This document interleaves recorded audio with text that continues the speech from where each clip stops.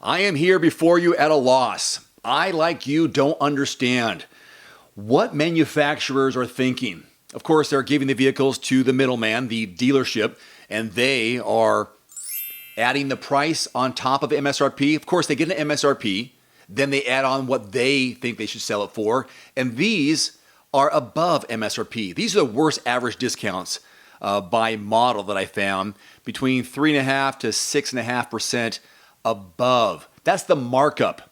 What are they thinking? They think you're going to buy these? No, they're going to say, well, they think you are, but I'm telling you, don't. Hold off. Wait for these. These are not worth your time and money right now. So I'm putting that on the list for you to avoid. So let's begin with a these are all new ones, 2024 Volkswagen Golf R. It is marked up 3.5%. They want an extra $1,600. Don't pay it. Audi RS3, they want $2,600 more. Don't pay it. Now, if you can afford a Mercedes or a Cadillac Escalade in the neighborhood of $140,000, $150,000, I doubt you'll care about an extra $6,000. That's pocket change to you. So, hey, to each their own, right? Same with the Land Rover Range Rover plug-in hybrid, $109,000. They think they want an extra $5,200. All right, steal from the rich, whatever you want to do. 2023 Volkswagen Golf R, not the 2024, but 2023. This is this is also being marked up another 5.3%, so $2,400 there. Land Rover Range Rover, 5.6% over MSRP. Again, those are just outstanding vehicles in terms of MSRP on average. Then you have some decently priced vehicles, the Kia Sportage 2024, but they've marked it up $2,400 more, so 6.4%. Kia Sportage as well. This is the plug-in, the X-Line Prestige, another $2,900 if you want that one. And then the number one here, Kia Stinger GTR, average MSRP $53,000, but they want an extra $3,600. I don't know. I just don't get it. There's no reason why you'd be marking these up unless there's a demand. Do these look like vehicles in demand? These are not in-demand vehicles. Supply and demand doesn't work when nobody can afford or wants the models are selling. Am I right or am I wrong? Let me know. Agree or disagree. Robert Palmer, simply irresistible. In this case, simply unreliable. 2024 vehicles that are considered unreliable, at least the top 10 going into this year, and also the most reliable. So I'm going to give you a bit of both to cap off this one. So I'll tell you what they are, I'll show you what they are, and kind of go into detail on why they made the list. Let's begin. First, this list of the least reliable crossovers and SUVs, headlined by Stellantis, the Jeep brand, whose lineup, according to Consumer Reports, contributes 3 models to the list: the Wrangler, Jeep Cherokee, and the 3-row Grand Cherokee L. Why'd they give it an L? Because it is an L on this list. The former actually makes a bit of sense, not because it is poorly assembled, but because it is known that numerous buyers, entranced by visions of living the Jeep life, whatever that is, trade out of a mainstream crossover only to find that they dislike the wind noise or the rough ride of any other number of elements which are simply part and parcel of Wrangler ownership. Yes, they can go off-road. They own the off-road, but they also own this list.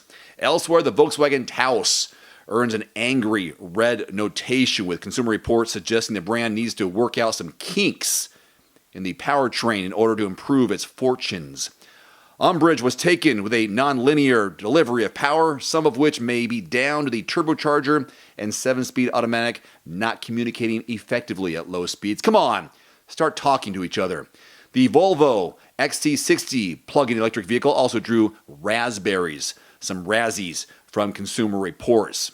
All right, here's your transition to the most reliable crossovers and SUVs heading into 2024. And unless you've been living under a rock, it should be no surprise that in this category, 7 out of 10 have a Toyota in front of them. Yes, they have great things to say about my 4Runner. Love it. Wish I still had it. The RAV4 Prime, also the RAV4 Non-Prime, Highlander Hybrid. The 4Runner's on this list probably because of its solid construction, mechanical fitness, awareness, but also the fact that when you buy it, you know exactly what you're getting into. Yes, I knew what I was getting into, and I know if I got into something, I can probably get out too. Also making the grade are 2 Japanese models and a German model, showing up in the form of the Subaru Forester, Acura RDX, and the BMW X5. The latter was deemed by Consumer Report testers as, quote, among the best SUVs they've tested, placing an exclamation point on its stature, since these reliability scores shown are massively influenced by real-world owners, not Consumer Reports. Believe it or not. If you're looking for a new or used vehicle in your area, maybe one of these, check out quotes.everymandriver.com. It's a free search engine finding the best prices from qualified dealerships in your zip code. If you don't find what you're looking for in your zip code, expand the zip code. It's make, model, and zip code on the drop-down menu. Hey, just be willing to travel a few miles. You'll save possibly a few hundred, possibly a few $1,000s on a new or used vehicle of your choice. That's quotes.everymandriver.com is also a link below this video. Today's video is brought to you by The Cold Plunge. Use discount code DAVE150 at checkout at thecoldplunge.com. Immediately save $150 off your purchase. That's DAVE150 at thecoldplunge.com. There's also a link below this video. One final note, if you are in the market for a new vehicle soon, great. Connect with your local dealership and price and test drive at least 3 different vehicles. A vehicle's strengths and weaknesses can only be discovered when you are behind the wheel. My reviews can be good, but you need to test drive these yourself. Visit quotes.everymandriver.com, select the make, model, and your zip code, and you'll get invoice pricing in your area on those vehicles. Shop smarter with price quotes at quotes.everymandriver.com.